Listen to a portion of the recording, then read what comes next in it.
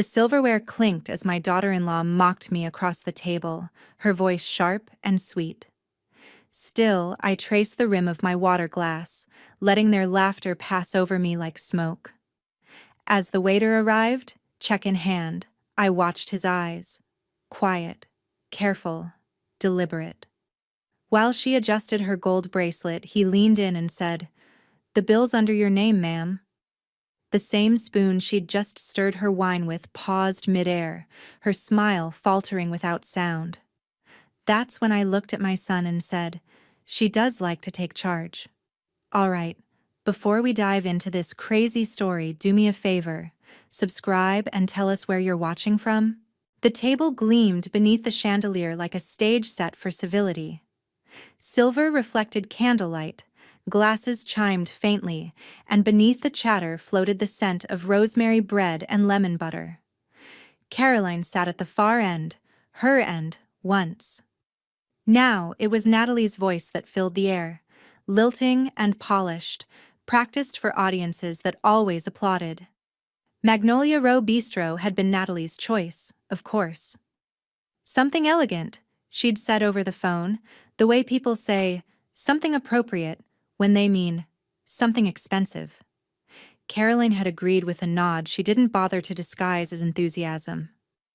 The Whitmores liked appearances, and she'd learned long ago that silence cost less than explanation. The waiter poured water, the kind that came in glass bottles with foreign lettering. Caroline thanked him quietly. At 74, her politeness was as ingrained as her posture. Across from her, Evan shifted in his seat, scrolling idly through the wine list as if it contained a secret exit. His hair was thinning, his voice thinner still whenever his wife spoke. Natalie took the list from his hands. "Oh, sweetheart, you wouldn't know a decent Cabernet if it bit you." She flashed the waiter a smile that landed somewhere between charm and command. "Let's do the Chateau Margaux, the 2014. The sommelier raised an eyebrow but nodded. "Excellent choice, ma'am." Caroline studied the candle wicks flicker. $80 a glass. She wondered how much of that went to fuel a woman's need to prove she could. Dinner arrived slow, like theater acts between applause. Natalie narrated every bite, every story, every triumph. The new curtains, the charity brunch, the friend who accidentally mentioned her in the Herald's Society column. Caroline smiled when expected. The chicken piccata was perfectly tart, the pasta hand-cut, the portions small enough to feel exclusive. She chewed and listened, cataloging each word the way she once shelved books, carefully, alphabetically, by truth. Lena, seated 2 places down, watched her grandmother more than she spoke. The girl's eyes darted between her mother's animated gestures and Caroline's still hands. When the laughter swelled, Lena's gaze softened in apology, but she didn't speak. 23 was an age for self-preservation, not defiance. Dessert came with an unnecessary flourish, a chocolate soufflé split for the table, smoke curling from its center like a secret being released. Natalie clasped her hands dramatically. "Oh, let's celebrate something, shall we? Life's too short not to toast." "To what?" Evan asked, uncertain whether enthusiasm was required. "To family," she declared, "to Caroline's health, and to our good fortune." The glasses lifted. Crystal touched crystal. Caroline's water glass stayed where it was. Then it came, light as gossip, cruel as truth. Natalie leaned back in her chair, her laugh pitched for the whole table. "If Grandma were paying, we'd be eating from coupons." The laughter followed obediently. Even Evan chuckled, a reflex more than betrayal. Lena's smile collapsed before it fully formed. The sound filled the space like cheap perfume, lingering too long. Caroline didn't move. Her fork rested neatly on the edge of her plate, her hands folded beside it. She looked at her water glass, clear, unbothered, self-contained. Then she lifted her eyes to the waiter standing discreetly by the column. Their gazes met for a single, steady second. "Excuse me?" she said softly. "Could you bring the check, please?" The waiter blinked, uncertain. "Of course, ma'am." Natalie waved a dismissive hand. "Oh, don't worry, I'll handle it. Wouldn't want to dent the retirement savings." Carolyn offered a small, polite smile, the kind that said nothing and promised everything. "I wouldn't dream of stopping you." The table shifted in energy, the humor faltering. Evan's laughter thinned into a cough. Lena looked down at her plate. Only Natalie still smiled, unaware that her performance had already ended. The waiter returned with the folded leather folio and placed it before Caroline. She slid it down the table toward Natalie with a precise, almost delicate motion. "For the hostess," she said. The moment hung there, sharp and silent. The kind of silence that made the chandeliers hum. Caroline lifted her glass again, not to drink, but to watch the ripples distort her reflection. Behind that shimmer, Natalie's face changed, just slightly, as she opened the bill. Her laughter didn't come back. The bistro's music had quieted to a murmur, something smooth and forgettable. The kind of melody that tried to fill spaces words no longer could. Natalie's manicured fingers hovered over the check as though it might bite. The waiter stood by with the perfect professional smile, the one trained to weather awkward family scenes without blinking. She flipped the folio open. A single credit card glinted beneath the paper slip. Her card. Platinum, engraved, undeniable. For a heartbeat, no one spoke. The sound of clinking glasses and polite laughter from nearby tables only made the silence at theirs heavier. "Wait," she began, laugh-tinged and brittle. That's not mine."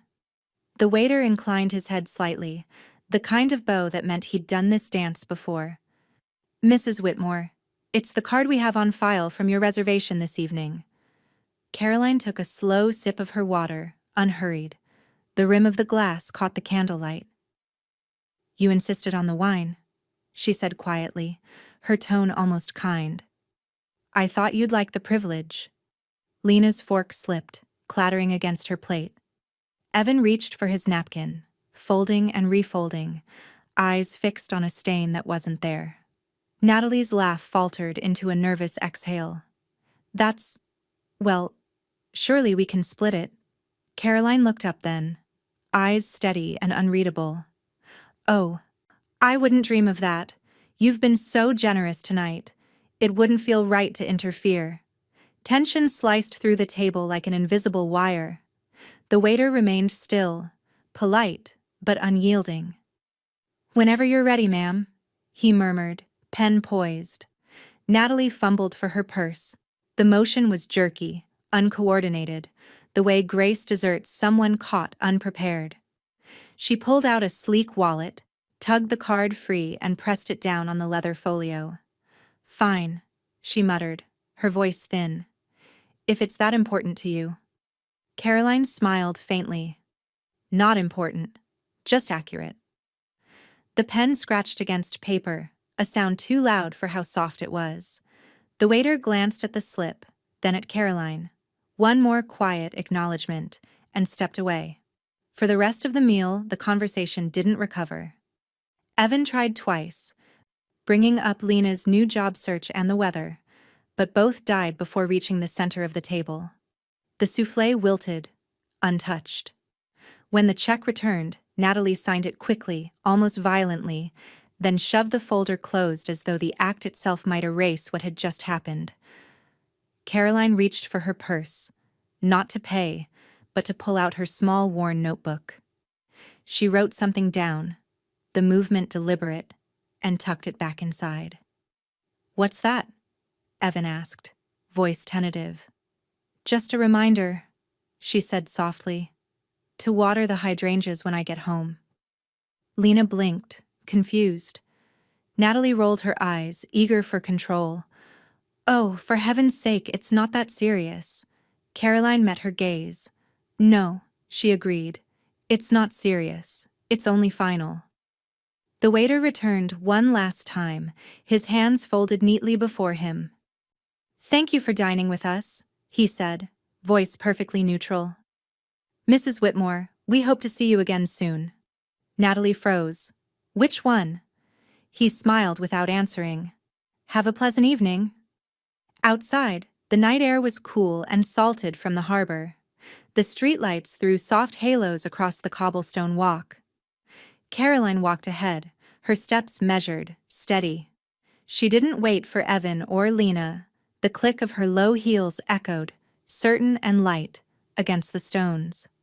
By the time she reached her car, a silver sedan that still smelled faintly of lemon cleaner, the tightness in her chest had shifted. Not gone. Just organized. At home, the Whitmore house looked as pristine as ever. Magnolia branches brushed the porch railing, and the faint hum of the outdoor fountain filled the air with a kind of ornamental peace. Caroline unlocked the front door, slipped inside, and turned on only one lamp. The dining room still held traces of last week's book club. Half a candle, a folded napkin, a faint ring on the wood she hadn't yet buffed out. She crossed to her bedroom, kneeling before the cedar chest at the foot of her bed. The hinges creaked softly when she opened it.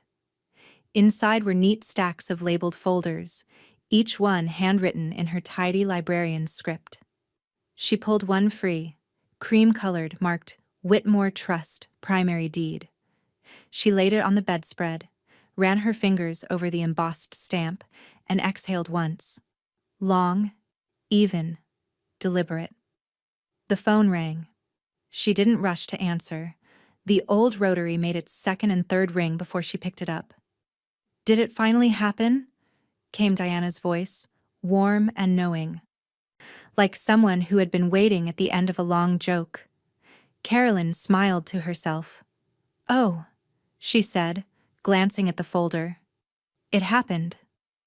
Morning came soft and golden through the lace curtains, brushing against Caroline's neatly made bed.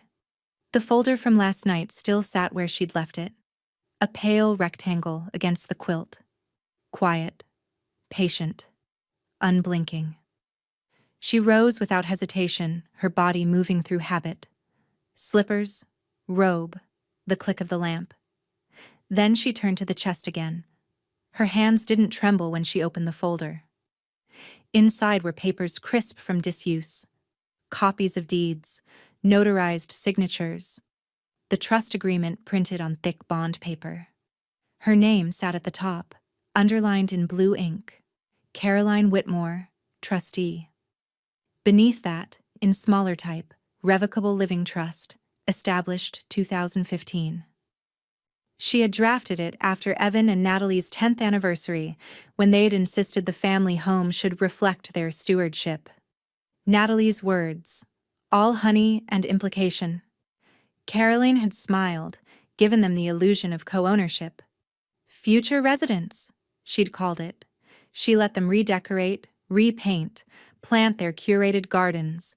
She even let them believe the deed had changed hands. But it never had. Her finger traced the embossed notary seal. The paper had outlasted every argument, every polite dinner, every brittle laugh. The phone buzzed on the nightstand, another relic that rarely saw life before noon. A text from Lena. "Sorry about tonight, I should have said something." Caroline read it twice, thumb hovering over the screen. Then she typed back 3 words that felt measured, not cold. "You learn watching." She set the phone aside. There would be time for bridges later. For now, there was structure to restore. By 9:30, she was dressed. Gray slacks, white blouse, the soft cardigan she wore to the library board meetings. Her reflection in the mirror looked unbothered, but her eyes had a steadiness she hadn't seen in years. The kind that knew precisely where the signatures lived and what they meant. The folder went into her leather satchel, the same one she used when she'd taught research workshops.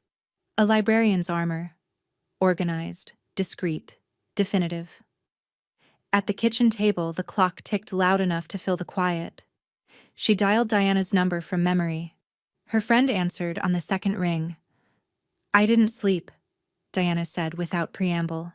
Kept replaying that woman's laugh in my head. You handled it like a bishop on a chessboard. I'm too old for checkers, Caroline replied dryly. Diana chuckled. So what now? Frame the receipt? Caroline looked toward the window. The hydrangeas outside were pale and heavy, nodding in the morning breeze. No. Paper's only powerful when it's filed properly. There was a pause, then Diana's tone sharpened. You ready to trigger the occupancy revocation? Caroline rested a hand on the folder. They disrespected the guest, she said quietly. I'll remove the hosts. Diana let out a low whistle.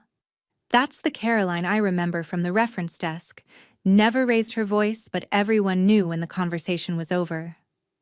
I prefer documentation to confrontation, Caroline said, smiling faintly.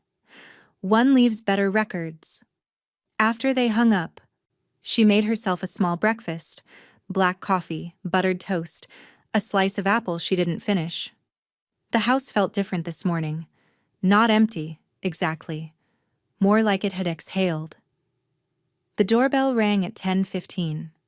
A courier stood there, polite in a navy uniform, holding an envelope from Briarstone Law and Trust. Caroline signed for it, thanked him, and closed the door. Inside was the appointment confirmation. Mr. Francis Hale, Tuesday, 11 a.m. Estate review and amendments. She folded the paper neatly and placed it in her bag.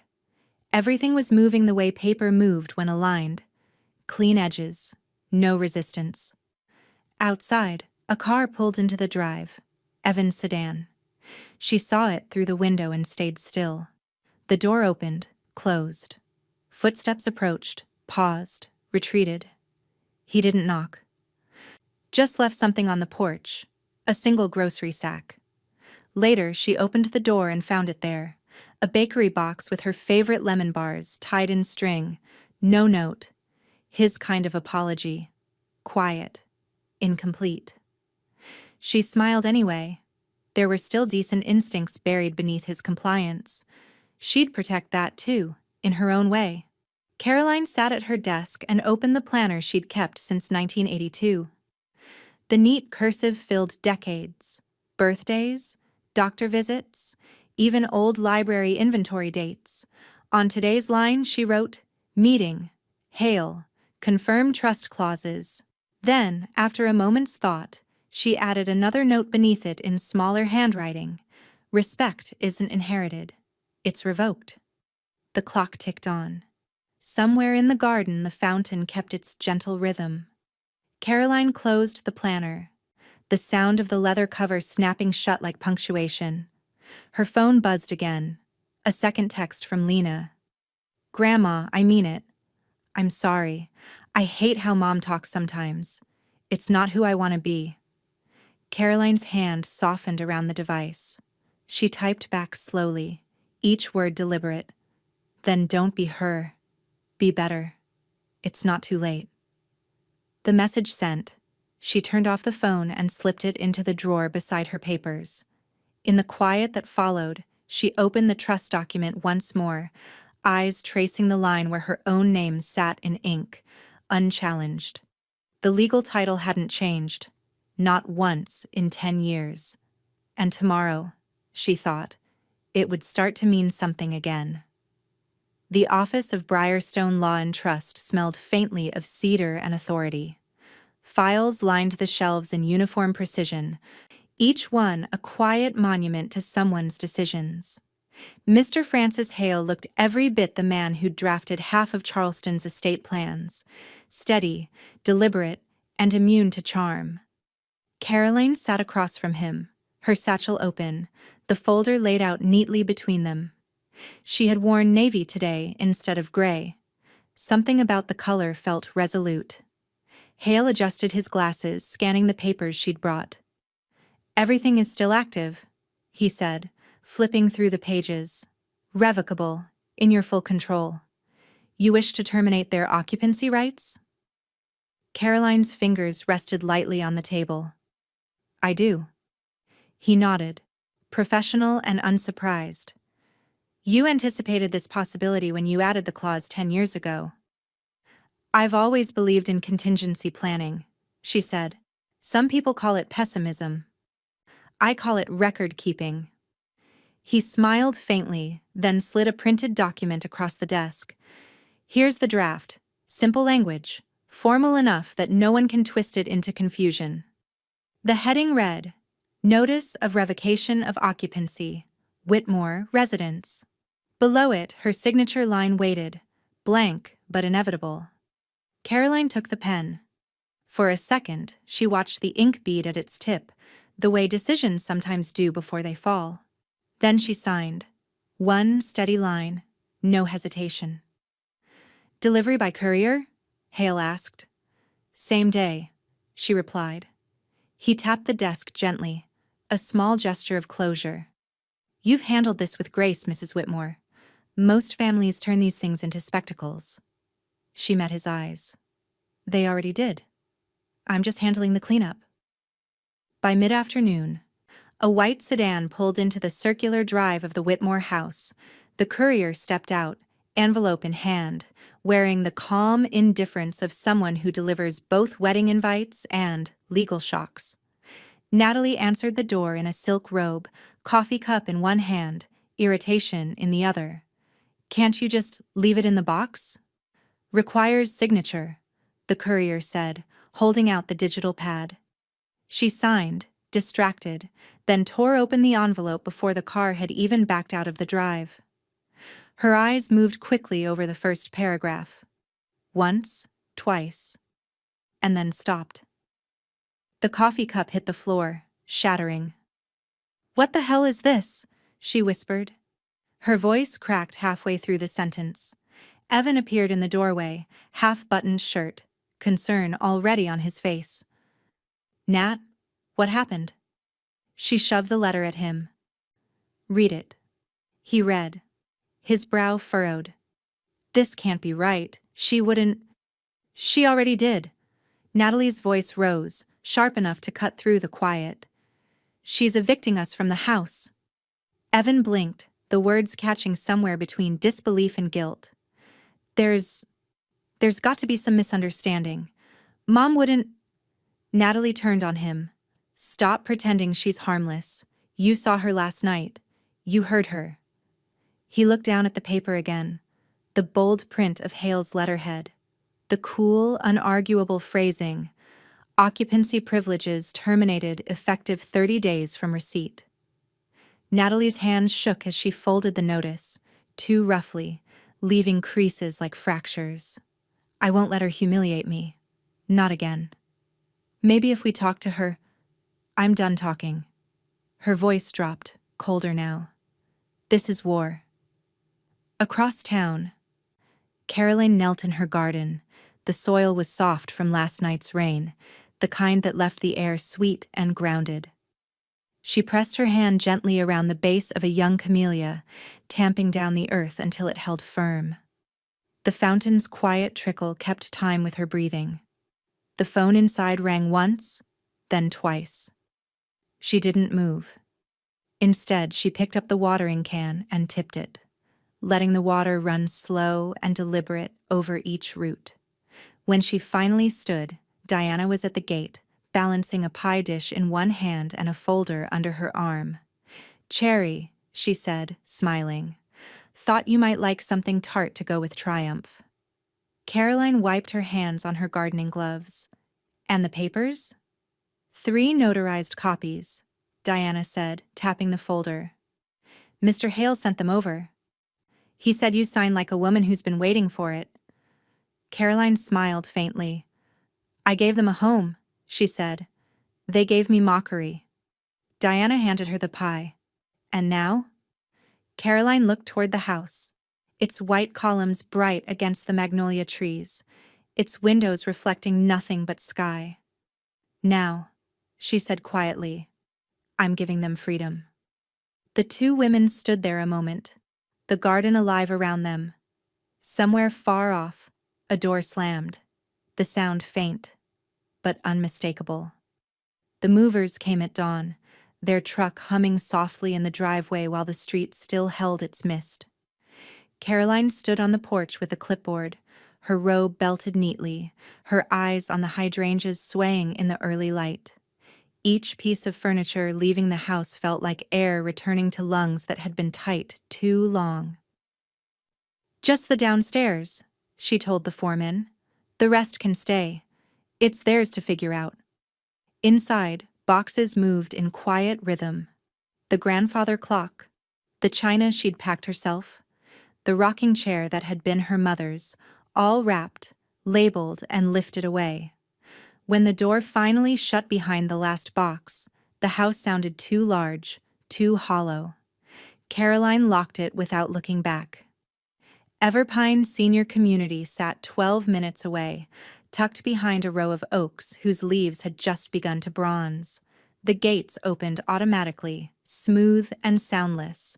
Inside, the buildings gleamed with white trim and wide porches, small worlds built for people who had earned calm. The manager, a kind man with silver hair and a crisp blazer, handed her the keys. "Unit 3B, Ms. Whitmore, Garden View, South Light. Everything's been processed through the trust account." "Good," Caroline said. "It's all meant to stay that way." When she stepped inside, the air smelled of lemon oil and new beginnings. The windows overlooked a courtyard blooming with tulips and camellias. No shared walls, no echo of footsteps not her own. Just quiet. Diana arrived a half-hour later, balancing a grocery bag and her irreverent grin. "You realize," she said, setting the bag on the counter, "you've just made Independence look like a spa retreat." Caroline smiled, folding the paper from around a framed photograph of Lena as a child. "I told you, I like order. This place understands that." They unpacked slowly, without hurry. Books first, then dishes, then the small framed maps from Caroline's travels. The kitchen clock went up last, ticking its familiar rhythm against a clean wall. "How's it feel?" Diana asked, leaning against the counter, hands dusted with the faint chalk of cardboard. Caroline turned to the window, where sunlight spilled over the tulip beds below. "Like a breath I've been holding for years." Her voice was even, but the edges of it trembled just slightly like the first breeze after a storm. The phone buzzed on the counter. Evan. The name lit the screen. Patient. Persistent. She stared at it, thumb hovering for a beat that could have been mercy. Then she pressed ignore. The silence that followed felt cleaner than any conversation could have. Diana watched her, then reached into the grocery bag. "Well, ignoring calls requires sustenance. Lemon bars. For the potluck tomorrow." Caroline blinked. "You remembered." "Please," Diana said. "You're predictable in the best ways." Together they baked, the air filling with sugar and citrus. Caroline measured carefully, her movements deliberate, methodical, the same way she had handled her trust, her life, her boundaries. When the timer chimed, she removed the tray and let it cool by the window. Later, as dusk softened the courtyard, she stood outside with a small plate of the lemon bars. Neighbors waved as they passed, gentle smiles, kind eyes, no one asking who owned what. Just people who understood the peace of closed doors and well-tended gardens. Inside, the radio hummed low with a Sinatra song. Caroline poured herself tea, then opened the mail that had been forwarded from the house.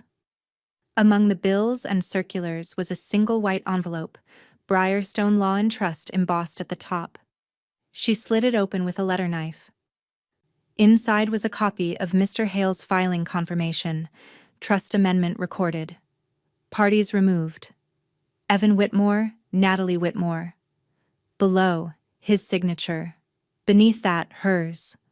Already scanned, already accepted. Caroline folded the paper back into its envelope and set it under the lamp. For the first time in months, she felt her shoulders ease. She walked to the window again, tea in hand, watching the courtyard lights blink on one by one. Somewhere out there, a mocking laugh was probably echoing in an empty hallway. its sound collapsing into the kind of silence money can't buy back. She didn't need to hear it.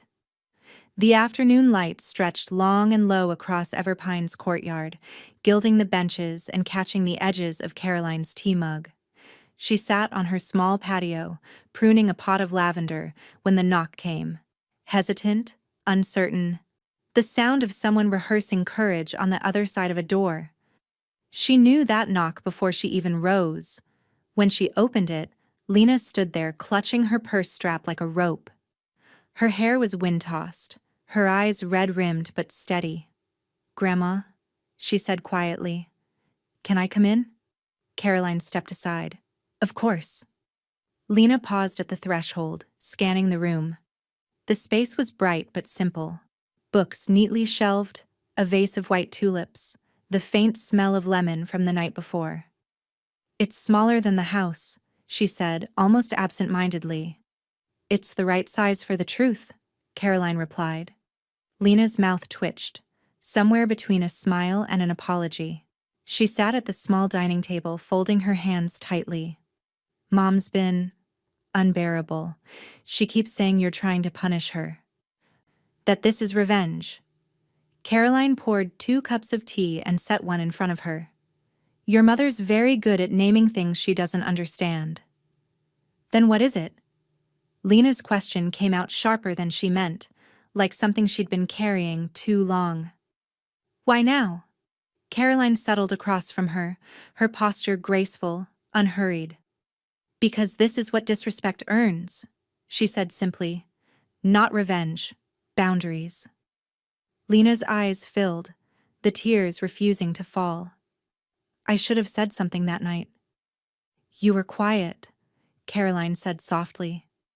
"Quiet can be wise, but it shouldn't be permanent." The silence that followed wasn't uncomfortable. It was reflective, heavy with recognition. Caroline reached for the leather binder that sat on the sideboard. She placed it between them, the metal rings glinting faintly in the light. "The trust," she said. "Updated." Lena hesitated before touching it, as though it might burn. "Am I in this?" "Yes." Caroline's tone didn't rise or fall. It was steady as paper being set in place. "But not without proof of value." Lena frowned. "Proof?" Caroline met her eyes. "You show up. You don't mock. You contribute to something larger than comfort." Lena stared at her, trying to understand. "That's not about money, is it?" Caroline's lips curved slightly. "No. It's about character. Money only amplifies what's already there." Lena's fingers brushed the cover of the binder, tracing the embossed letters of her grandmother's name. "Mom says you're cutting her out to make a point." "I'm cutting her out because she turned our name into a prop." Caroline rose and walked to the window, her voice calm but precise. Evan followed her lead. "I let it go for too long because silence felt easier than storms. But storms clear the air." Lena followed her gaze out the window. The tulips swayed in neat rows, the wind moving through them like agreement. "I don't want to be like them," Lena said finally. "I want to make something real." Caroline turned back to her. "Then start with honesty. What do you want truly?" Lena took a breath. "To earn back what I lost that night."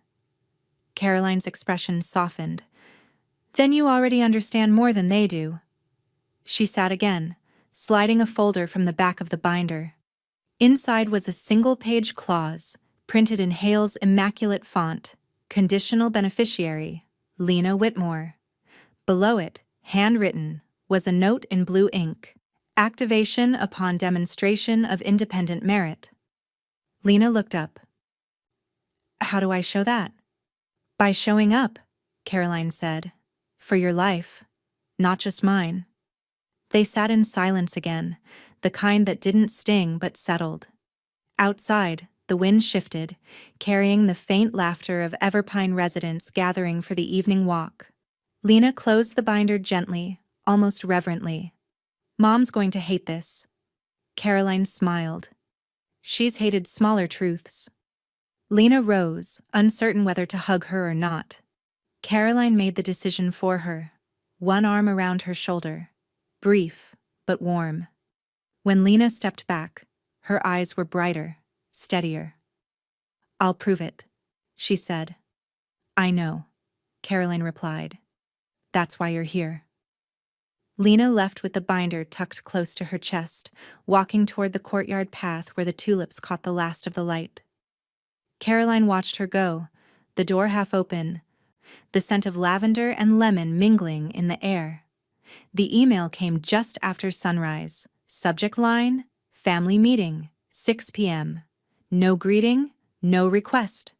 Just Natalie's usual certainty, typed into pixels. Caroline read it twice, stirring cream into her coffee until it turned the color of parchment. She could almost hear the tone, clipped, controlled, desperate to reassert authority. Evan's name was CC'd, of course. Lena's too. She smiled faintly, the kind of smile that meant, no. When she replied, her message was shorter than the subject line. "I won't be attending. My boundaries aren't up for discussion." She hit send, closed the laptop, and let the morning sunlight warm the back of her hands. By late morning, she was seated once again across from Mr. Hale's desk. The man had an aura of steady composure, oak in human form. Papers were stacked in symmetrical towers, his fountain pen precisely aligned with the legal pad beside it. "They've been calling?" he asked, voice neutral. "Several times," Caroline said. "They've discovered that control doesn't extend past dinner invitations." Hale nodded, flipping through a folder. "Your title control is ironclad, the trust is active, and all amendments were notarized properly. They have no legal recourse." Caroline exhaled softly, not relief exactly, but confirmation. Natalie has always preferred persuasion over paperwork. It's been her comfort. Believing charm is binding. "Charm," Hale said, "expires faster than signatures." She allowed herself a small, satisfied smile. By the time 6 o'clock came, her phone lit up in rapid succession. Natalie's number, then Evan's, then a text from Lena. "She's furious. Says she'll call a lawyer. And the newspaper." Caroline set the phone face down on the counter. The Everpine dining room hummed softly in the background. Silverware, polite laughter, the smell of baked salmon and fresh rolls. She ate slowly, savoring her independence like a well-earned meal.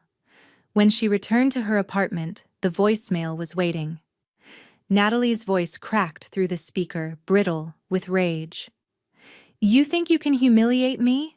You think that house makes you powerful? I'll make sure everyone knows how manipulative you've been. The community, the Herald, everyone. You're not the victim here, Caroline." Caroline listened until the end, then pressed the phone to her chest for a long, measured breath.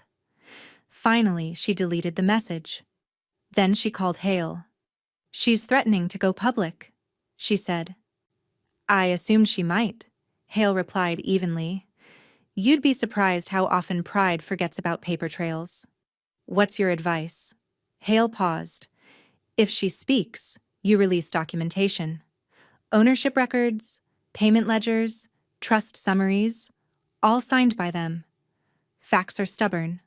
Let them do the talking." Caroline smiled. "Then I'll publish the financial records." There was quiet admiration in Hale's voice. "You've turned this from a feud into a case study in restraint."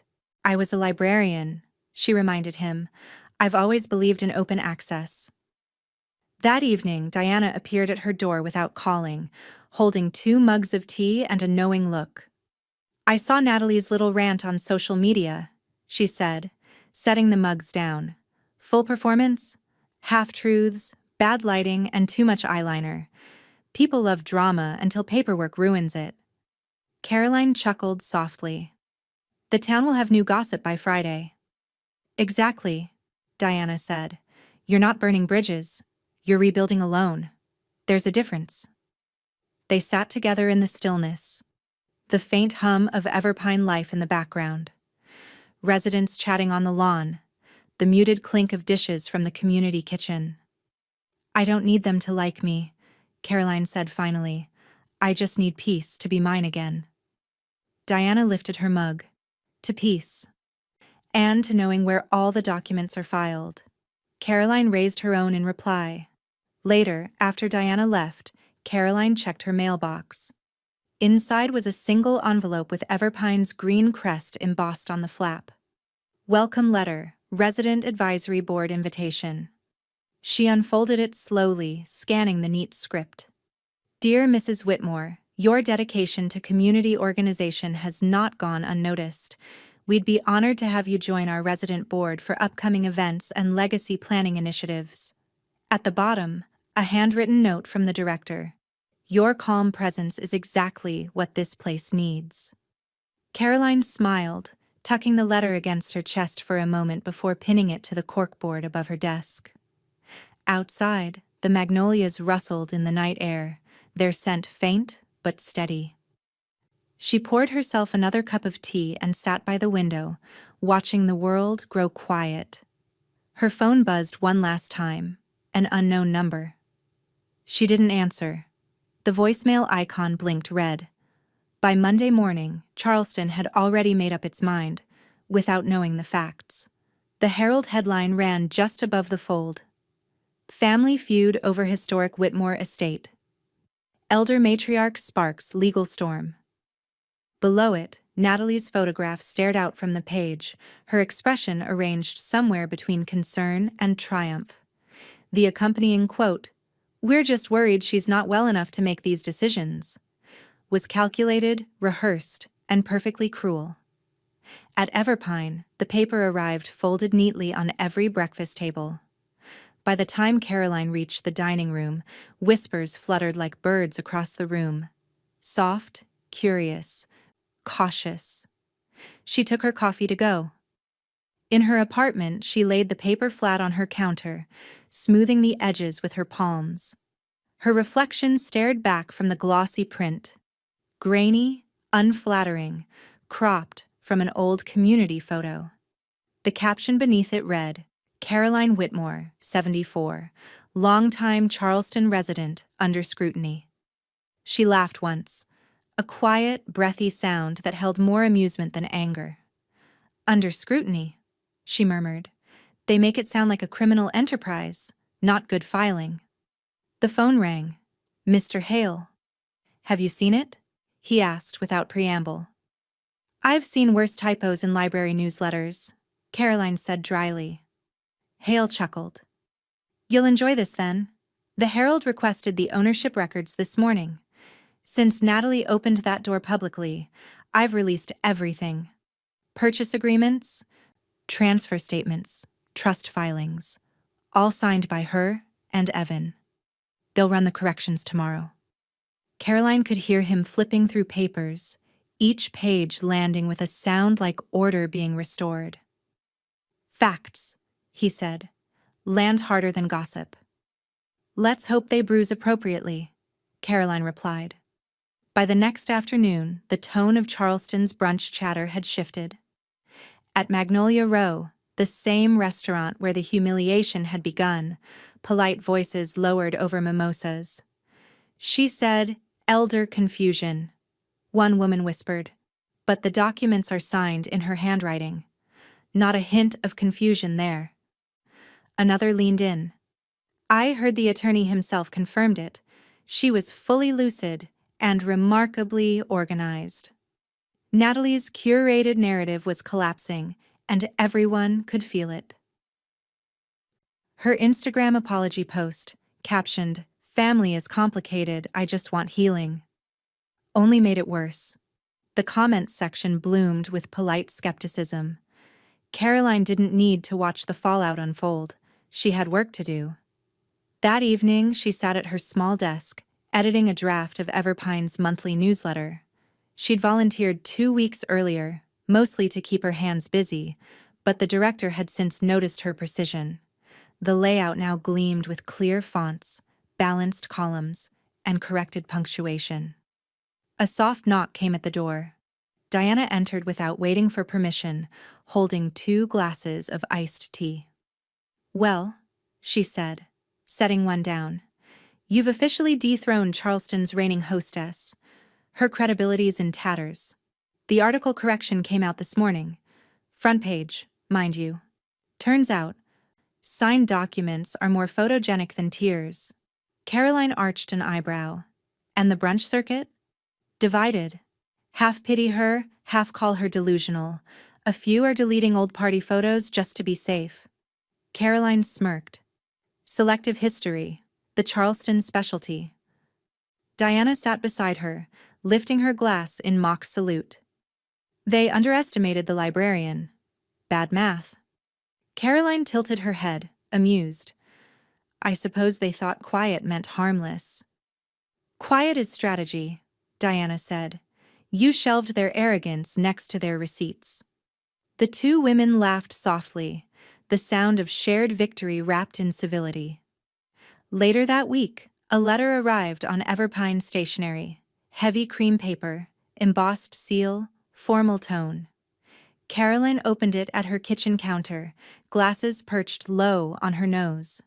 "Dear Mrs. Whitmore, your composure and clarity through recent events have not gone unnoticed. The Everpine Community Board would be honored if you'd join our upcoming panel, Legacy and Dignity, Preserving What Matters. Your perspective embodies both." Caroline read it twice, the faintest smile touching her lips. "Legacy and dignity," she repeated quietly. "Fitting." She placed the letter beside her tea, folding her hands as the sun slanted through the window. Outside, 2 sparrows hopped along the railing, bickering over crumbs. She watched them, calm, unshaken. Her phone buzzed once. A new message. From Lena. "Grandma, I just saw the panel invite. Mom's furious. She says you're turning this into a spectacle." Caroline typed back, her fingers slow but certain. "No spectacle. Just history told accurately for once." She set the phone down and looked again at the Herald correction lying on her table. Her name restored, her ownership affirmed, her dignity printed in black and white. The next morning began with the kind of clarity only winter sunlight can bring. Sharp, unforgiving, beautiful in its honesty. Caroline sat at her writing desk, a pen poised over a blank legal pad. The Everpine courtyard outside shimmered faintly with frost. She wrote slowly, deliberately. Amendment to the last will and testament of Caroline Whitmore. Her handwriting was as steady as the morning itself. Evan and Natalie's names appeared next, crossed out with a single, perfect line. She didn't linger. The stroke was clean, not spiteful, just final. By the time she reached Lena's section, her movements slowed. The girl's name looked softer on the page, as though even ink could recognize innocence reclaimed. Caroline added a clause in Hale's recommended phrasing. Beneficiary status conditional upon independent establishment of residence, income, and purpose for a period not less than 1 year. The words sounded clinical, but to Caroline, they meant something truer. Grow roots of your own before inheriting mine. When she finished, she rested her pen against the pad and glanced at a small photograph nearby. Lena, at 10 years old, reading in the old library wing, her feet barely touching the floor. Caroline smiled faintly. 1 year, she murmured. You'll earn it. By mid-afternoon, she was once again at Briarstone Law and Trust, seated across from Mr. Hale. His office always felt like order personified. Mahogany desk, muted walls, and the low hum of a grandfather clock marking time with authority. "You're certain?" he said, scanning the new provisions. "I'm thorough," Caroline corrected. Hale's lips twitched. "Of course. Removing Evan and Natalie entirely leaves the estate streamlined. You'll transfer the residual portion to the Charleston Public Libraries?" "Exactly 100,000, Caroline confirmed. "To the Literacy Development Fund. They were there when no one else was." Seems fitting to repay the silence that raised me. Hale nodded approvingly. I'll file the documents today. You'll receive confirmation within 48 hours. Caroline leaned back slightly. That house made them loud, Francis, but this will makes me final. The attorney's expression softened. Final, but not cruel. She smiled. Cruelty is noise. This is structure. When she returned to Everpine, the air smelled of cinnamon and pine. The recreation room had been decorated for the holiday tea she'd quietly organized, a small affair for 6 residents she'd grown fond of. No fanfare, no speeches, just lemon bars, hot cider, and unpretentious company. Diana arrived last, carrying a basket of sugar cookies shaped like magnolias. You're making every other 70-something here look unproductive, she teased, setting them down. I prefer the word consistent, Caroline said. The women gathered around the long table, laughter soft and genuine. There were no curated conversations, no social ladders to climb, just stories. One woman spoke about her late husband's tomato garden, another about learning to drive at 70. Caroline listened, smiling, occasionally pouring more cider into an empty cup. When the laughter quieted, Diana leaned close. I read the library announcement. They're naming a study room after you. Caroline looked up, startled. They are? Director called this morning, Diana said. She wanted to know what quote you'd like on the dedication plaque. Caroline thought for a moment. Something simple. Maybe. Knowledge outlives pride. Diana laughed softly. Perfect. They toasted with tea instead of champagne, the steam rising between them like quiet applause. That night, Caroline returned to her apartment, her mind calm but alert. She placed her signed will into the fireproof drawer beneath her desk, beside the trust binder and the Everpine welcome letter. The clock ticked on. She poured herself one last cup of tea, the kind of ritual that made endings dignified. Her phone buzzed once on the counter, an unknown number again. She almost ignored it until the voicemail alert chimed a few seconds later. Curiosity won. She pressed play. A pause, then Evan's voice. Soft, cracked, defeated. Mom, I just wanted you to know, she's not giving up. She's planning something else. Something legal. I thought you should hear it from me. The message ended. Caroline stood still, the faint hiss of the kettle filling the silence. Caroline let the voicemail hang in the air for a long moment, the soft hiss of the kettle fading into quiet. The phone screen glowed on the counter, Evan's name frozen in digital sympathy. Then, without hesitation, she pressed delete. The sound of the message vanishing, a faint click, felt cleaner than any conversation could. Her son's voice disappeared into data dust, and with it went the final thread that had once tied her peace to his indecision. The kettle clicked off. She poured herself another cup of tea, added no sugar, and stood by the window while steam drifted toward the glass. Below, the Everpine courtyard glimmered under faint moonlight, calm and self-contained. Her phone buzzed again, this time with a text. Lena, they're angry, but they're quieter now. Caroline smiled faintly. Of course they are. She typed back, Caroline, anger fades. So does relevance. A minute later, 3 dots appeared, pulsing as Lena typed. Then they vanished. No reply. Caroline didn't mind. Understanding took time. She'd given her granddaughter the gift of patience. She set her mug down and turned on the small lamp by her desk. The amber light fell across her papers, trust updates, copies of the library donation, Hale's most recent letter confirming the amendment filings. Everything in its proper order, everything where it belonged. The next morning, the Everpine director stopped her in the hallway. Mrs. Winslow was a woman built on kindness and coordination, her clipboard practically an extension of her arm. Mrs. Whitmore, she said, smiling, we've had a request. One of our residents, Mr. Flannery, is updating his estate plan and asked if we had anyone experienced with legal documentation. Mr. Hale recommended you by name. Caroline blinked. Did he?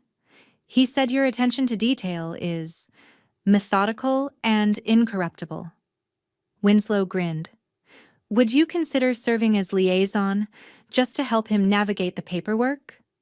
Caroline hesitated, then nodded. I'd be glad to. Wonderful, Winslow said. He's in 2A, former engineer. You'll like him, he's precise. When Winslow walked away, Caroline allowed herself a small, private laugh. The irony wasn't lost on her. She'd spent a lifetime ensuring others respected structure, and now structure had come looking for her. Later that afternoon, Diana arrived with her usual flourish. No knock, just the click of the door and the scent of coffee cake. Please tell me you've seen the latest gossip, Diana said, setting down the bakery box. Natalie's doing interviews again, this time about how you manipulated the system. Half of Charleston thinks you're some kind of genteel crime lord. Caroline arched a brow. It's remarkable how noise sustains itself when there's nothing left to echo. Diana laughed. You've weaponized silence. Your quiet became their chaos. Caroline tilted her head. Or their mirror. Diana poured coffee and handed her a mug. Whatever you call it, you've turned endurance into art. Your silence became structure. Caroline smiled. Structure lasts longer than sound? They sat for a while, watching the sunlight move across the room. Diana told stories about her grandchildren, her bridge group, the resident who kept accidentally stealing napkins from the dining hall. The world, Caroline thought, had returned to proportion. When Diana left, Caroline stood for a long time in the doorway, watching the hallway lights dim to evening mode. Then she turned back toward the kitchen. The recipe card sat in the same drawer it always had, yellowed edges, her handwriting still tidy, the faint flour smudge in the corner. Pecan pie. Original, not too sweet. She hadn't baked it since the house, since Natalie's commentary on sugar being dated. But tonight, she wanted the smell of something familiar that hadn't been spoiled by memory. She measured, stirred, poured. The rhythm was its own meditation. When she pulled the pie from the oven, the crust glowed golden, the filling glossy and rich. Caroline placed it on the counter to cool, the scent spreading through her small apartment like warmth rediscovered. She cut one slice, sat at the table, and took a slow bite. It tasted like resolve, sweet but earned. Her phone buzzed once more. Another unknown number. She sighed, wiped her hands, and let it ring. Then she noticed the voicemail transcribe flashing briefly on screen. Mrs. Whitmore, this is Officer Kent from Charleston PD. There's been an incident at your old property. Please call us back when you can. The pie knife froze mid-air. The morning after the call from Charleston PD, Caroline did what she always did when the world tried to tilt. She made tea, straightened her papers, and waited for the facts. Hale called by noon. Small fire, he said. Kitchen damage, nothing structural. The officer said it started with a candle left burning. They found no one home. Caroline thanked him calmly, hung up, and stared out her window for a long while. The camellias swayed in a clean January wind. Some things, she thought, burned themselves out without intervention. That same afternoon, a new email arrived. This one from Lena. Grandma, I started at the Charleston Literacy Foundation today. They said I can help run the after-school reading group for kids. It's not paid, but I'll send updates. Just wanted you to know. Caroline read it 3 times. There was no plea, no apology, just motion. A quiet step toward earning what couldn't be given. She typed back only one line. That's the first deposit toward legacy. She didn't need to explain. Lena would understand. Over the next few weeks, the updates came like clockwork. Brief, unembellished, Ernest. 5 students today. One of them finished her first chapter book. We're running out of dictionaries. I found 3 at a thrift store. Do you remember the word for when a book feels like a window? I think that's how they feel when they read. Caroline replied sparingly, but always read every word. The messages became the punctuation of her days, each one a reminder that growth could sound humble, not loud. Meanwhile, Everpine had settled into its winter rhythm. Residents migrated between the library and the greenhouse, discussing weather, recipes, and the merits of crossword puzzles. Caroline joined the book club on a whim, part curiosity, part obligation to her new role as resident board member. The first meeting gathered in the lounge by the fireplace. 6 women, 1 worn copy of a novel, and enough tea to float conversation for hours. Diana slid into the seat beside her, smirking. "All right, genius. What's our inaugural read?" Caroline tapped the stack in front of her. "Wives Who Lost the Deed." Diana burst out laughing. "You're kidding." "Half." Caroline sipped her tea. It seemed appropriate. The room chuckled softly, unaware of the layers in her choice. The discussion moved easily after that, flowing between passages and anecdotes. Caroline listened more than she spoke. When she did, her voice carried the kind of weight that only stillness gives words. Later that night, she sat at her desk drafting a note to Hale. "Francis, please add a conditional living trust clause for Lena Whitmore. Activation pending community service completion, verified by organization director. No monetary advance prior to confirmation." His reply arrived within the hour. Efficient as always. "Understood. I'll prepare the addendum. Your granddaughter is building something quietly remarkable, Caroline." She smiled at the phrasing. Quietly remarkable. That would do. February crept in with soft rain and early blooms. The Everpine courtyard began to smell of soil and renewal. One evening, Caroline baked a loaf of banana bread for the staff and left it by the front desk with a small note. "Thank you for keeping the lights gentle at night." She no longer thought about Natalie's public outbursts or Evan's hesitant guilt. Even the house, what remained of it, had drifted into the background of her thoughts, a structure she'd once lived in but no longer inhabited emotionally. When she walked the halls now, other residents greeted her by name. Some asked for help reviewing their own wills or understanding their trusts. She always obliged, always with patience. Order, after all, was her quiet evangelism. Diana found her one afternoon, reading by the window as sunlight slanted through the blinds. "You've gone from librarian to legal sage," she said, grinning. Caroline looked up from her book. "Same skill set," she said, "just different shelves." They shared a laugh, the easy kind that comes when 2 people have survived the same kind of storms. That evening, Caroline checked her email before bed. A new message from Lena waited. "We're hosting a literacy fair next month. I'll be speaking. No family invited, it's for the students. But I wanted you to know I'm nervous.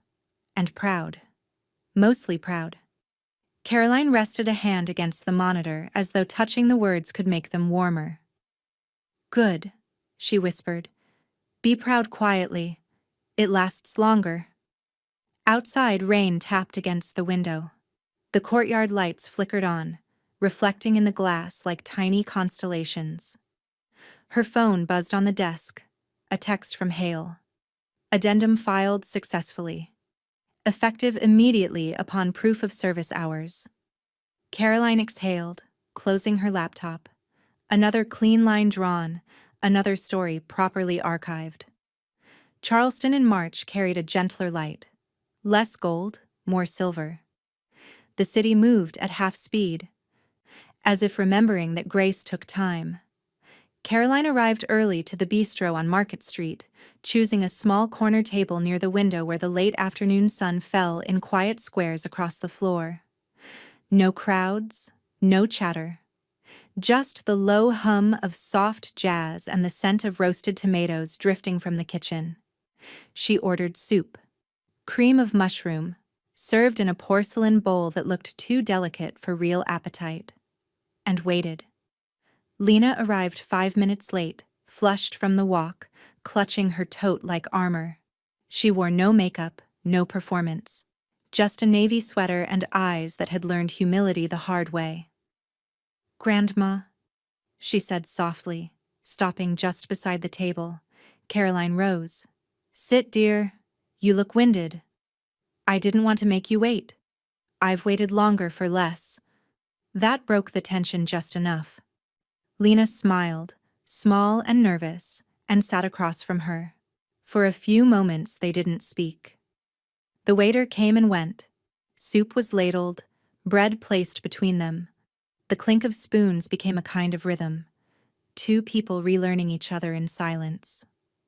Finally, Lena set down her spoon. "I've been thinking a lot about everything," she began. "The house, Mom, the trust. I never saw what you built. I only saw what she claimed." Caroline's gaze lifted, calm but penetrating. "That's how you lose value, mistaking access for contribution." Lena looked down. "I did that too. I thought being close to something meant earning it. But working at the literacy center?" She hesitated, fingers twisting the napkin in her lap. "It's different. When you teach someone to read, it's not yours anymore. It belongs to them." Caroline's lips curved faintly. "That's how it should be." The soup cooled between them, but neither cared. The silence that followed was no longer awkward. It was earned. "I read your clause," Lena said after a moment, voice careful. "The one about the year of independence. I thought it was punishment at first. And now? Now I think it's trust in disguise." Caroline nodded once. "Exactly. I won't reward proximity. I'll honor growth." "You're showing me both." Lena's eyes shimmered, but she didn't cry. "I didn't come to ask for anything. I just wanted to say thank you for making me figure things out the hard way." "You'll remember it longer," Caroline said. The waiter returned quietly, offering refills. Lena ordered 2 teas, insisting before Caroline could object. When the bill came, she reached for it without hesitation. Caroline noticed the gesture, the steadiness, the quiet assumption of responsibility. The small things spoke loudest. "I've got this," Lena said. Caroline didn't stop her. She simply folded her napkin and placed it neatly beside her bowl. "All right," she said. "Let it be yours." Lena paid in cash, bills smoothed carefully on the table, like someone who had learned the value of exact change. When they stood, the light had softened into evening.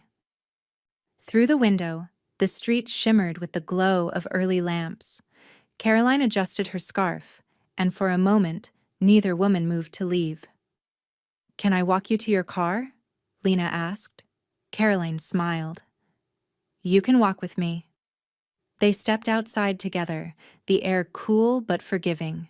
The cobblestones glistened faintly from a morning drizzle. Halfway down the block, Caroline stopped. She turned to Lena, studying her face, the same Whitmore features, but softened by sincerity instead of entitlement. Then she did something she hadn't planned. She reached out, one hand resting gently on Lena's shoulder, the other pulling her into a brief, real embrace. Lena froze, then melted into it, breathing in the faint scent of lavender and lemon that clung to her grandmother's cardigan. When they parted, Caroline's eyes were steady. "You're doing the work," she said. "That's all I ever wanted." Lena nodded, her throat tight. "I know." They walked the rest of the way in silence. At the corner, they paused. 2 figures in twilight, the distance between them finally measured in understanding instead of inheritance. Carolyn watched her granddaughter cross the street toward her car, then turned back toward the bistro, where the lights glowed soft and forgiving. Spring ripened early that year. Charleston draped in azaleas, magnolia buds bursting like soft punctuation across the city. Caroline moved slower now, but with a purpose that made her presence feel inevitable. The day began at her desk, the same oak one she'd brought to Everpine months before. It held everything that mattered. Her will, her trust, a stack of handwritten notes, and a fresh folder stamped in gold, the Whitmore Women's Housing Grant. She'd chosen the name carefully, not for vanity, but for permanence, for correction, for the kind of lineage built from integrity rather than entitlement. Diana sat opposite her, glasses perched halfway down her nose, reading the draft paperwork aloud. Mission statement: to provide housing assistance and financial literacy training for single women rebuilding stability and self-worth. She looked up. It's beautiful. Painfully specific, but beautiful. It should be specific, Caroline said. Broad goals give people room to forget what they're fighting for. Diana smiled, signing her witness line. You've turned indignation into infrastructure. Caroline smirked. I prefer policy to pity. The two women shared quiet laughter that only long friendship allows, the kind born from shared endurance and the satisfaction of watching the right people squirm. By mid-afternoon, they were at Briarstone Law and Trust again. Hale's office, as always, was a temple of order. Law books lined like soldiers, sunlight filtered through lace blinds, and a single green lamp illuminating precision itself. He looked over the foundation documents, nodding approvingly. This is ambitious, Mrs. Whitmore. Housing grants for women with dependents, structured oversight, direct mentorship. It's not just charity, it's architecture. Legacy is supposed to hold, Caroline replied, not collapse when sentiment fades. He flipped through the accompanying amendment to her will.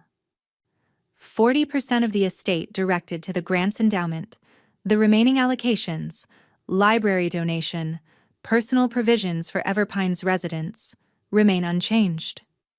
Correct, she said. And Lena? Hale asked. Caroline's expression softened. She'll serve as trustee when she turns 25, not before. Responsibility shouldn't arrive without maturity. Conditional activation, Hale murmured, reading the clause. Very prudent. She's learning what inheritance should mean, Caroline said. That it isn't owed, it's earned through stewardship. Hale signed the final line with his customary efficiency and passed her the pen. Then we make it official.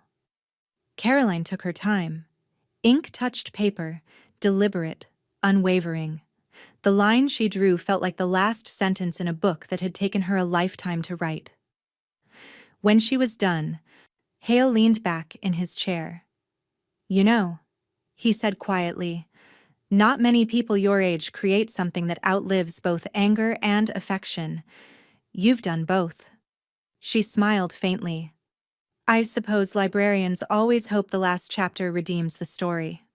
Later that week, the grant paperwork filed and accepted, Caroline and Diana walked the polished floors of the Charleston Public Library's East Wing.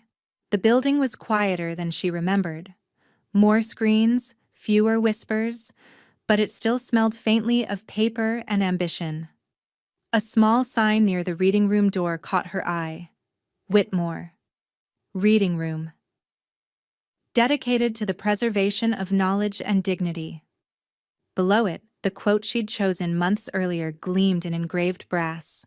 Knowledge outlives pride. Caroline stood for a long moment, hand resting lightly against the plaque. It's strange, she said softly. You spend years holding your breath for respect, and then one day, it's etched into metal. Diana touched her arm gently. You've built something that can't be mocked. That's rarer than money. Caroline turned toward the windows, where light spilled across rows of books. Let the story be different for someone else's granddaughter, she said. Let her find a key instead of a gate. That night, Back at Everpine, she sat on her balcony with a cup of chamomile tea, watching the courtyard lamps blink on. A light breeze carried the scent of rain. Somewhere below, two residents argued good-naturedly about who'd overwatered the petunias. Her phone buzzed beside her. A new message from Lena. "Grandma, I saw the announcement about the housing grant. It's incredible. You did that for strangers?" Caroline typed slowly. "No, I did it for women who aren't strangers yet." Lena replied a few moments later. "Mom saw it too. She's angry again. Says you're trying to erase her." Caroline smiled faintly, setting the phone aside. "Not erase," she murmured to the night. "Just revise." The wind stirred the curtains. Somewhere in the distance, thunder rolled softly, the kind that promised cleansing, not destruction. Summer in Charleston arrived with its usual stubbornness, air heavy as syrup, the scent of salt and honeysuckle settling over everything. For the first time in years, the city felt quiet to Caroline, not because it was, but because she finally was. She sat on her balcony at Everpine, pruning a small pot of rosemary. The plant had grown dense, orderly, everything she respected in life. Inside, the faint hum of a ceiling fan kept rhythm with the soft music from her old radio, the kind with dials that still clicked. Below, the courtyard shimmered in heat. Residents drifted lazily between shade and conversation, moving like people who had nothing left to prove. Evan's updates came indirectly, through whispers, through Lena, through the small-town inevitability of gossip that traveled faster than remorse. He'd rented an apartment 2 neighborhoods down, a modest 2-bedroom with peeling paint and an overgrown yard. Something temporary, he'd told the landlord, though months had passed. He went to work, came home, and left the lights low. His neighbors said he was polite but withdrawn, the kind of man who apologized for taking up space. Natalie, meanwhile, had taken a job at a boutique on Broad Street. She greeted customers with the same rehearsed charm that once ruled dinner tables. No one mentioned the house. Not in interviews, not in idle chatter, not even in the soft columns of the Herald Society section where she used to appear. The Whitmore name had lost its currency in Charleston's polite circles, replaced by a silence people mistook for dignity. Caroline didn't correct them. Lena kept working. She sent emails every few weeks, short notes with photos attached, children holding books, community flyers she'd helped design, shelves she'd built for the literacy fair. Sometimes she met Diana for lunch at a quiet cafe halfway between the foundation office and Everpine. They ordered sandwiches, swapped stories, and, by silent agreement, never discussed Natalie.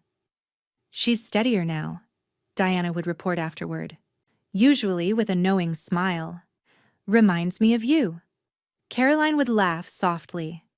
"Then she's learning patience too late and gratitude just in time."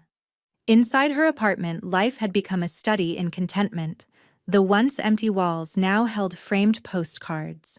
New Orleans, Portland, a few from Lena's volunteer trips. There were no family portraits, no echoes of forced smiles. Every morning she watered her plants, wrote in her notebook, and read for 2 uninterrupted hours. Fiction, history, the occasional memoir of someone who mistook regret for wisdom. At night, she cooked for one and set the table anyway. Plate, fork, linen napkin, glass of water. Rituals were their own kind of faith. The phone rarely rang, and when it did, it was never who it used to be. And that, she found, was a kind of luxury. One humid afternoon, Diana arrived with a bag of peaches and a mischievous grin. "You've officially become Everpine's unofficial therapist," she announced. "3 residents told me you talked them out of rewriting their wills for ungrateful relatives." Caroline smiled.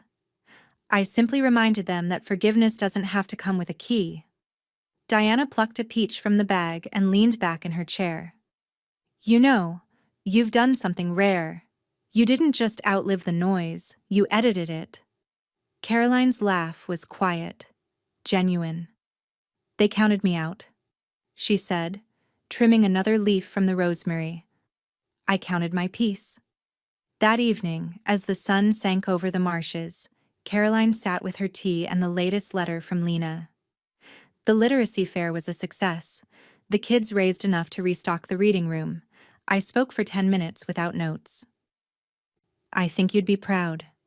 Caroline folded the letter neatly, sliding it into a box labeled Legacy. I already am, she whispered. She took another sip of tea, her gaze drifting to the horizon. Fireflies flickered across the darkening air like scattered punctuation marks, light finding its way between sentences.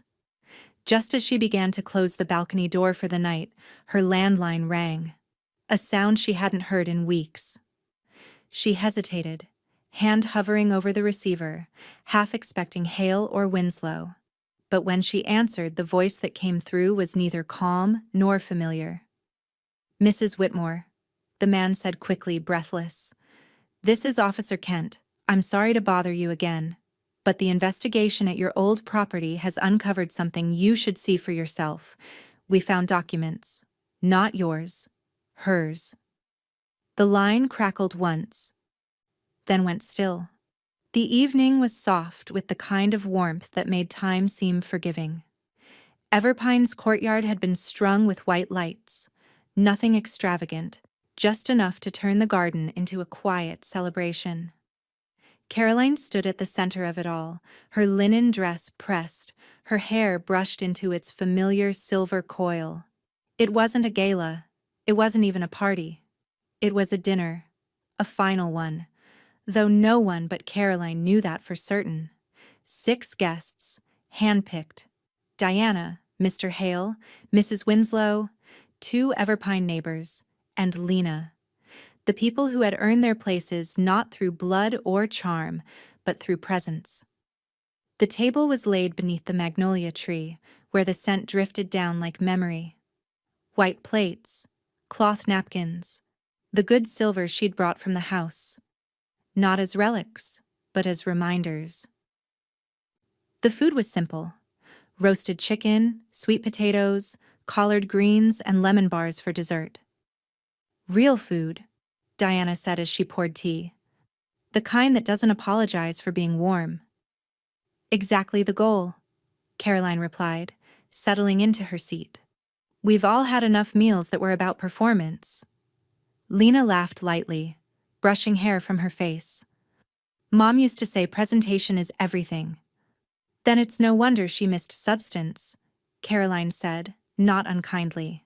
The table chuckled, the kind of laughter that felt safe. For a while they just ate. The sound of forks, quiet conversation, the faint music from a radio inside. An old Ella Fitzgerald song floating through the open windows. Caroline watched each face in turn. Diana's knowing grin, Hale's reserved contentment, Lena's composure that no longer tried to impress. Halfway through the meal, Caroline reached for her purse and drew out her checkbook. Leather-bound, well-worn, the same one she'd kept since her library days. I have one last signature left in me tonight, she said. Hale raised an eyebrow. Business at dinner? Closure, she corrected, and began to write. The check was smooth beneath her pen, the ink precise. When she tore it from the book, the sound was clean, final. She slid it across the table to Hale. Donation to the Whitmore Women's Housing Fund, she said. A personal contribution, not from the estate, from me. He nodded slowly, eyes softening. You're giving twice. Once in paper, once in intention. Caroline smiled faintly. Paper endures because intention fades. Lena looked at her grandmother then, her voice trembling slightly. You know, I wrote something. Then read it, Caroline said, folding her hands. Lena stood, smoothing the page in front of her, her voice steadied with each word. Thank you, Grandma, for not letting the mockery be the final word. for teaching me that dignity isn't given by family or title. It's built quietly, one decision at a time. The table was still. Even Diana, who rarely let silence stay unbroken, stayed quiet. When Lena finished, Caroline rose and wrapped her arms around her. "You made this more than a correction," she whispered. "You made it a beginning." Lena pressed her face into her shoulder. "You gave me the blueprint." They parted, both smiling through the kind of quiet that carries its own applause. Diana lifted her teacup, the porcelain catching the light. "Here's to long memories," she said, "and quiet victories that echo louder than gossip ever could." "To that," Caroline agreed, raising her own. They drank tea instead of wine, but it felt like a toast all the same. As night deepened, lanterns flickered against the magnolia leaves. Conversations drifted to books, to recipes, to the small habits that made life tolerable. Hale offered to help clear plates. Diana refused to let him. Lena lingered, folding napkins with deliberate care, like she was memorizing the moment. When the last of them left, Caroline stood alone beneath the tree, her hand resting lightly on the empty chair beside her. The lights hummed above, swaying faintly in the evening breeze. She glanced toward the checkbook still open on the table, the faint imprint of her signature visible on the next blank page. One story ending, another already pressing through the paper. She smiled, small, content, knowing. Then she whispered the words that had begun everything, half to herself, half to the quiet Charleston night. At dinner, my daughter-in-law mocked me while everyone laughed. The waiter brought the bill in her name.